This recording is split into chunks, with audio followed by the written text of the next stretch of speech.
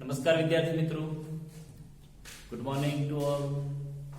ફરી અહીંયા પરેશ પુરોહિત યુટ્યુબ ચેનલમાં સર્વે મિત્રોનું હાર્દિક સ્વાગત છે. તો આપણે જે ચેપ્ટર ચાલી રહ્યું છે પરમાણુનું બંધારણ, એમાં બોહરની અભિધારણાઓ, અને એ જે બોહરની અભિધારણાઓ ભણ્યા છે જુદી જુદી, એમાં એક લાસ્ટ નાનકડો કોન્સેપ્ટ બાકી છે મિત્રો, જેનું સ્ટડી કરી લઈએ. ત્યારબાદ એના એક્ઝામ્પલ્સ વગેરે જોઈશું આપણે, કયા પ્રકારે ક્વેશ્ચન પૂછાઈ શકે છે. તો આ જે લાસ્ટ વાળો ટોપિક છે મિત્રો, એક ટોપિક એવો છે કે જ્યારે કોઈ ઇલેક્ટ્રોન એક કક્ષામાંથી બીજી કક્ષામાં જાય છે, પહેલીમાંથી બીજીમાં જતો હોય, બીજીમાંથી ચોથીમાં જતો હોય, કે ચોથી કક્ષામાંથી પહેલી કક્ષામાં જતો હોય, જ્યારે કોઈ એક કક્ષામાંથી બીજી કક્ષામાં ઇલેક્ટ્રોન ભ્રમણ કરે છે અથવા સંક્રમણ કરે છે, તો એ વખતે થતો ઉર્જાનો ફેરફાર શોધવાનો છે આપણે. કે જ્યારે ઇલેક્ટ્રોન, આપણે એવું કહીએ કે જ્યારે ઇલેક્ટ્રોન એક કક્ષામાંથી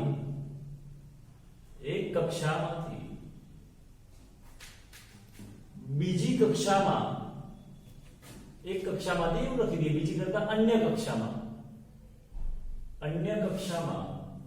સંક્રમણ કરે ત્યારે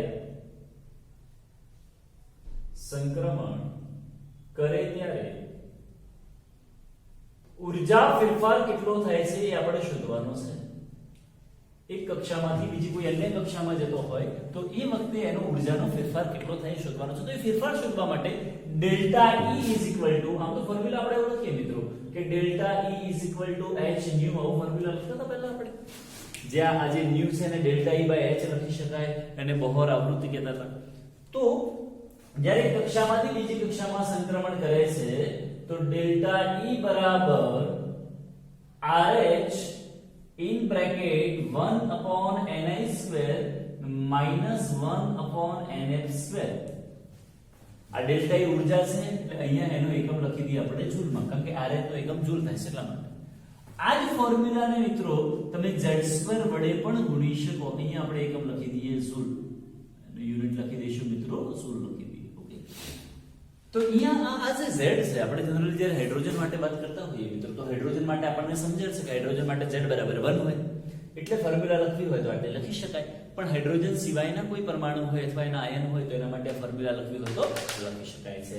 જ્યાં RH જે છે એ આપણને ઓલરેડી ખબર છે કે જ્યાં RH એટલે રીડબર્ગ અચળાંક, અને એ જે RH છે એનું વેલ્યુ લખવું હોય તો 2.18 ગુણ્યા 10⁻18 જૂલ આટલું વેલ્યુ થશે. જ્યાં RH બરાબર 2.18 ગુણ્યા 10⁻18 જૂલ થશે. આ યાદ રાખો. તો આ જો ફોર્મ્યુલા યાદ હોય મિત્રો આપણને, અહીંયા ni કોઈ કક્ષા છે અને nf, ni નો મતલબ થાય ઇનિશિયલ અને nf નો મતલબ થાય ફાઇનલ. તો અહીંયા એવું લખી દઈએ કે જ્યાં ni એટલે શરૂઆતની કક્ષા, ni નો મતલબ શું થાય કે શરૂઆતની કક્ષા, અને nf નો મતલબ થશે અંતિમ કક્ષા. nf નો મતલબ શું થશે મિત્રો? અંતિમ કક્ષા. એનો મતલબ આપણે એવું કહીએ ધારો કે પહેલી કક્ષામાંથી ત્રીજી કક્ષામાં એ સંક્રમણ કરે છે. આપણે એવું એક્ઝામ્પલ તરીકે લખીએ કે એક્ઝામ્પલ તરીકે n બરાબર 1 થી n બરાબર જો 3 સુધી સંક્રમણ થતું હોય તો એવું લખી શકાય કે જ્યાં ni બરાબર 1 આવશે and nf બરાબર 3 આવશે. પણ બીજું એક્ઝામ્પલ એવું લખીએ કે n બરાબર 6 થી n બરાબર 2 માં આપણે સંક્રમણ કરતા હોઈએ તો એ વખતે આપણે ક્યાંથી ક્યાં જાય છે? છઠ્ઠીમાંથી બીજીમાં જાય છે. અહીંયા જોઈ શકો તમે, છઠ્ઠી કક્ષામાંથી બીજી કક્ષામાં જાય છે. એટલે આપણે શરૂઆતની જે કક્ષા હતી ને મિત્રો, છઠ્ઠી કક્ષા છે. એટલે એવું લખી શકાય કે ni બરાબર 6 and અહીંયા nf બરાબર આપણે એવું લખી દઈશું 2. તો એનો મતલબ કે જ્યારે કોઈ કક્ષામાંથી જ્યાંથી જાય છે તે એની શરૂઆતની કક્ષા થશે, અને જ્યાં એ સંક્રમણ પામે છે અથવા જ્યાં ઇલેક્ટ્રોન જાય છે તે એની અંતિમ કક્ષા કહેવાય. હા, હવે એક વસ્તુ છે કે કોઈ વખત એવું પણ બનશે કે આ જે ડેલ્ટા E છે એ ધ્યાનથી સાંભળજો મિત્રો, કે ડેલ્ટા E પોઝિટિવ પણ આવી શકે અથવા નેગેટિવ પણ આવી શકે. ડેલ્ટા E પોઝિટિવ પણ આવી શકે અથવા નેગેટિવ પણ આવી શકે. એ શેના આધારે? કે ધારો કે કોઈ ઇલેક્ટ્રોન એક ઊંચા ઉર્જા સ્તરમાંથી નીચા ઉર્જા સ્તરમાં જાય છે. કોઈ ઇલેક્ટ્રોન ઊંચા ઉર્જા સ્તરમાંથી નીચા ઉર્જા સ્તરમાં જાય છે તો એ વખતે ઉર્જાનું ઉત્સર્જન કરે છે, અને જે પ્રક્રિયામાં ઉર્જાનું ઉત્સર્જન થતું હોય એને ઉષ્માક્ષેપક પ્રક્રિયા કહેવાય, અને એવી પ્રક્રિયાઓ માટે એના મૂલ્યો નેગેટિવ હશે ઉર્જાના ફેરફારના. કોઈ ઇલેક્ટ્રોનને નીચા ઉર્જા સ્તરમાંથી ઊંચા ઉર્જા સ્તરમાં જવું હોય તો એને ઉર્જાનું શોષણ કરવું પડે અને ઉર્જાનું શોષણ કરતી પ્રક્રિયાઓને ઉષ્મા શોષણ પ્રક્રિયા તરીકે ઓળખવામાં આવે છે. એવી પ્રક્રિયા માટે ડેલ્ટા E ના મૂલ્ય પોઝિટિવ આવશે. તો આવું લખી શકાય. આપણે લખવું હોય તો ઉર્જાના જે ફેરફારના મૂલ્ય છે એ પોઝિટિવ પણ આવી શકે અથવા નેગેટિવ પણ આવી શકે. એ કયામાંથી કઈ કક્ષામાં જાય છે એના પર આધાર રાખે. ધારો કે આપણે એવું કહીએ પહેલામાંથી ત્રીજામાં જાય છે એટલે પહેલાની ઉર્જા ઓછી હોય અને ત્રીજાની ઉર્જા વધારે હોય તો ઓછી ઉર્જાથી વધારે ઉર્જામાં જાય તો એ વખતે આપણે એવું લખી શકીએ કે જે ડેલ્ટા E ના મૂલ્યો હશે એ પોઝિટિવ હશે કારણ કે એને ઉર્જાનું શોષણ કરવાનું થશે. છઠ્ઠામાંથી બીજામાં જાય છે એટલે ઉર્જા ઉત્સર્જન કરે છે તો એ વખતે જે ડેલ્ટા E છે એ ડેલ્ટા E ના વેલ્યુ કેવા આવશે? નેગેટિવ આવશે. તો અહીંયા જે પોઝિટિવ અને નેગેટિવ વેલ્યુ છે મિત્રો એ માત્ર એવું સૂચવે છે કે એ ઉર્જાનું ઉત્સર્જન કરે છે કે ઉર્જાનું શોષણ કરે છે. અહીંયા પોઝિટિવ અને નેગેટિવ જે વેલ્યુ છે એ ધ્યાનમાં રાખજો મિત્રો. ખાસ એ જ વસ્તુનું અહીંયા નિદર્શન કરે છે, નિર્દેશન કરે છે કે ઉર્જા ઉત્સર્જન પામે છે કે ઉર્જાનું શોષણ થાય છે. બીજું કંઈ જ અહીંયા જોવા મળતું નથી. ઓકે, તો આપણને એક ફોર્મ્યુલા યાદ રહેશે મિત્રો. ડેલ્ટા E બરાબર RH બ્રેકેટમાં 1/ni² -1/nf². ધારો કે આપણે એવું કહીએ કે કોઈ ઇલેક્ટ્રોન છે બીજી કક્ષામાંથી, આપણે એવું કહીએ કે ચલો કોઈ ઇલેક્ટ્રોન એવું છે કે બીજી કક્ષામાંથી જાય છે અને એ અનંત અંતરે જાય છે તો એવું લખી શકાય કે n = ઇન્ફાઇનાઇટ થશે. બીજીમાંથી ઇન્ફાઇનાઇટમાં જાય. અથવા કોઈ પરમાણુ હાઇડ્રોજન પરમાણુ છે એવું કહીએ આપણે કે હાઇડ્રોજન પરમાણુ એક એક્ઝામ્પલ એવું લખી દઈએ કે હાઇડ્રોજન પરમાણુનું આયનીકરણ થાય છે. હાઇડ્રોજન પરમાણુનું શું થાય છે? આયનીકરણ થાય છે. હવે હાઇડ્રોજન પરમાણુમાં ઇલેક્ટ્રોન કેટલા હોય? એક જ હોય એટલે પહેલી કક્ષામાં હોય તો એની શરૂઆતની કક્ષા n બરાબર કેટલી હશે? ni બરાબર 1 થાય. ni બરાબર 1 પણ આયનીકરણ થાય છે એનો મતલબ કે ઇલેક્ટ્રોન મુક્ત થઈ જાય છે. આવું થાય કે H માંથી H+ બનતું હશે અને ઇલેક્ટ્રોન મુક્ત થાય છે. તો આ ઇલેક્ટ્રોન જ્યારે મુક્ત હોય એનો મતલબ કે એ કોઈ કક્ષામાં જોવા મળતો નથી, અનંત અંતરે જાય છે. એટલે ni બરાબર 1 થી nf બરાબર લખવું હોય તો ઇન્ફાઇનાઇટ લખી શકાય. તો આ બધું આપણે MCQ વગેરેમાં થોડા કન્સેપ્ટ કામ આવશે મિત્રો. તો એક આપણે ફોર્મ્યુલા અહીંયા જોઈ કાઢ્યું ડેલ્ટા E નું. હવે એક બીજી વસ્તુ ધ્યાનમાં રાખવાની કે અહીંયા આપણે એવું કીધું કે ભાઈ ઉર્જાનું મૂલ્ય પોઝિટિવ પણ હોઈ શકે અથવા નેગેટિવ પણ હોઈ શકે. પણ અહીંયા ડેલ્ટા E બરાબર hc/λ લખાય. ડેલ્ટા E બરાબર hc/λ. એમાં જે લેમ્ડાનું વેલ્યુ છે પ્લસ માઈનસ ક્યારે પણ હશે નહીં, પ્લસ જ હોય. લેમ્ડા તરંગલંબાઈ ક્યારે પણ માઈનસ હશે નહીં. ધ્યાનમાં રાખવાનું. જો આના પરથી આપણને એવું પૂછાય કે લેમ્ડા શોધો તો આ માઈનસ હોય છતાં પણ લેમ્ડા તરંગલંબાઈ તો પ્લસ જ આવશે. તરંગલંબાઈ ક્યારે પણ માઈનસ હશે નહીં. ચલો આ ફોર્મ્યુલાને થ્રુ આપણે કન્વર્ટ કરીએ. કન્વર્ટ એ રીતે કરીએ કે સપોઝ એવું કહીએ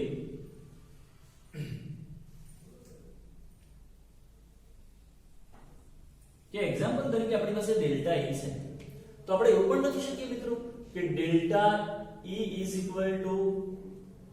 h nu. આવું લખી શકાય. RH બ્રેકેટમાં અથવા એક કામ કરીએ ને RH ની જગ્યાએ એવું લખી શકાય 2.18 ગુણ્યા 10⁻18 એવું લખી શકીશું આપણે. બ્રેકેટમાં 1/ni² -1/nf² એવું લખી શકીએ મિત્રો. હવે આપણને આ જ ફોર્મ્યુલામાંથી કદાચ એવું પૂછાય કે આવૃત્તિ શોધો. શું શોધવાનું કહેવાય? આવૃત્તિ. તો આવૃત્તિને જો કરતા બનાવીએ તો therefore nu = આ તો એવું થશે 2.18 ગુણ્યા 10⁻18.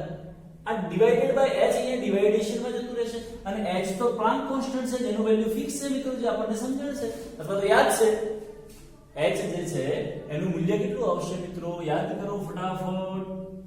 h મેક્સ પ્લાન્ક છે જેનું વેલ્યુ ફિક્સ છે 6.626. આપણને એવું યાદ છે કે 6.626 ગુણ્યા 10⁻34. આ બ્રેકેટમાં એવું જ લખીએ આપણે 1/ni² - 1/nf². અને આવૃત્તિ છે તો આવૃત્તિ છે એટલે હર્ટ્ઝ. એનો એકમ યા તો હર્ટ્ઝ થઈ શકે યા તો સેકન્ડ ઇન્વર્સ થશે મિત્રો.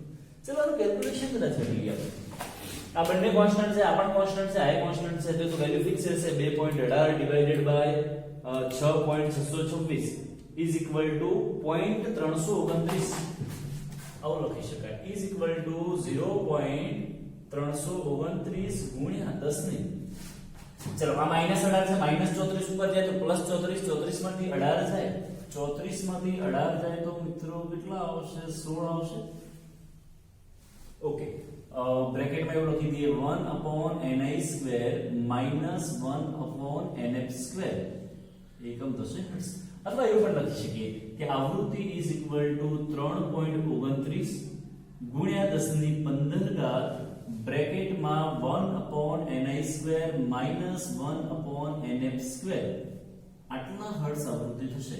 તો આપણને કદાચ પ્રશ્ન એવો પૂછાયો હોય મિત્રો, કદાચ એવો ક્વેશ્ચન પણ પૂછાય કે જ્યારે ઇલેક્ટ્રોન એ પહેલી કક્ષામાંથી પાંચમી કક્ષામાં જાય છે તો તેના સાથે સંકળાયેલી આવૃત્તિ શોધો. તો અહીંયા ni બરાબર 1, nf બરાબર 5. તો આ ફોર્મ્યુલા ડાયરેક્ટ યુઝ કરી શકાય મિત્રો. આપણે યાદ રાખી શકાય, રાખવું હોય તો 3.29 ગુણ્યા 10 ની 15 ઘાત પર જોઈ લઈએ મિત્રો. આન્સર 3.29 ગુણ્યા આપણે જે કેલ્ક્યુલેશન કરીએ છીએ તો કેલ્ક્યુલેશન પ્રમાણે આવે છે 3.29 ગુણ્યા 10 ની 15 ઘાત. 3.29 ગુણ્યા 10 ની 15 ઘાત. આ શું મળ્યું આપણને મિત્રો? આવૃત્તિ. પહેલા આપણે ઊર્જાના ફેરફારની ચર્ચા, અહીંયા ઊર્જાનો ફેરફાર શોધ્યો છે, અહીંયા આવૃત્તિ શોધી છે મિત્રો. એ જ રીતે આપણને કદાચ એમ પૂછે કે તરંગ સંખ્યા શોધો. શું પૂછાય મિત્રો? તરંગ સંખ્યા શોધો. અને તરંગ સંખ્યા એટલે એવું આપણે લખતા હતા ન્યુ બાર થાય. તો આ ફોર્મ્યુલા પરથી લખવું હોય તો hc/λ આપણે એવું કરીએ મિત્રો કે delta E is equal to hc/λ is equal to RH બ્રેકેટમાં 1/ni² -1/nf². Okay, હવે આનું એકમ તો જૂલ થશે કારણ કે hc/λ છે. એમાંથી આપણે ન્યુ બાર શોધવું હોય તો ન્યુ બાર બરાબર તો 1/λ થાય મિત્રો. ન્યુ બાર બરાબર શું થાય? 1/λ. તો એનો મતલબ કે therefore 1/λ is equal to new bar is equal to આ h અને c છે અહીંયા આવી જશે તો RH upon hc. હવે તમે વિચારી શકો મિત્રો RH/h એની જગ્યાએ તો આટલું લખી શકાય. RH/જે h છે એની જગ્યાએ આખાની જગ્યાએ હું શું લખું છું તો 3.29 ગુણ્યા 10 ની 15 ઘાત ડિવાઇડેડ બાય c એટલે એવું લખી શકાય કે 3 ગુણ્યા 10 ની 8 ઘાત બ્રેકેટમાં લખી દઈએ આપણે 1/ni² -1/nf².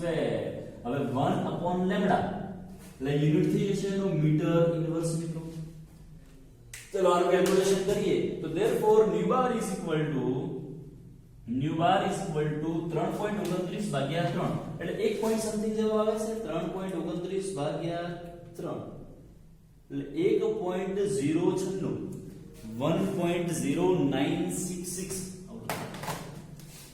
1.9066 આવો જ આન્સર આવે છે. 1.90 ફરી એકવાર કેલ્ક્યુલેશન કરવાનું મિત્રો 1.9 ની sorry 3.29 divided by 3 1.0 1.0966 into 10 raised to power करवी हो तो 15 घात से 8 घात से ऊपर जाए तो -8 થાય 15 માંથી 8 જાય એટલે 7 વધે તો ગુણ્યા 10 ની 7 ઘાત બ્રેકેટ માં 1/ni² -1/nf² અને આનો યુનિટ થશે મિત્રો મીટર ઇન્વર્સ. તો અહીંયા જે આપણે ન્યુ બાર શોધ્યું છે, જે તરંગ સંખ્યા શોધી છે, ઓકે, તો આ ત્રણે ત્રણ ફોર્મ્યુલા મિત્રો તમે યાદ રાખી શકો, જેના પરથી ડાયરેક્ટ ક્વેશ્ચન સોલ્વ કરવા હોય તો કરી શકો. આવૃત્તિ પણ શોધી શકાય, તરંગ સંખ્યા પણ શોધી શકાય અને ઊર્જાનો ફેરફાર પણ શોધી શકાય.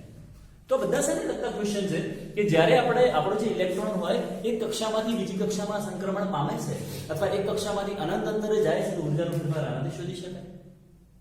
આ z વાળું બધે અહીંયા પણ z² તમે ગુણી શકો, બધામાં z² ગુણી શકો જ્યારે હાઇડ્રોજન સિવાયના પરમાણુ માટે હોય ત્યારે. હવે એક કક્ષામાંથી બીજી કક્ષામાં ઇલેક્ટ્રોન જાય છે તો એની સાથે સંકળાયેલ આવૃત્તિ આનાથી શોધી શકાય, તરંગ સંખ્યા આનાથી શોધી શકાય છે. તો અહીંયા આપણે જે બોહર મોડેલના જે ટોપિક્સ છે મિત્રો બિલકુલ પૂરા થઈ ગયા છે. એટલે નેક્સ્ટ ક્લાસમાં આપણે એના એક્ઝામ્પલ્સ વગેરે વિશે ચર્ચા કરીશું. આઈ હોપ કે બધા સૂત્રો તૈયાર કરશો તો ફટાફટ આપણને એક્ઝામ્પલ્સ આવડશે. ઓકે, તો નોટબુકમાં રાઇટ ડાઉન કરી લો મિત્રો ફટાફટ.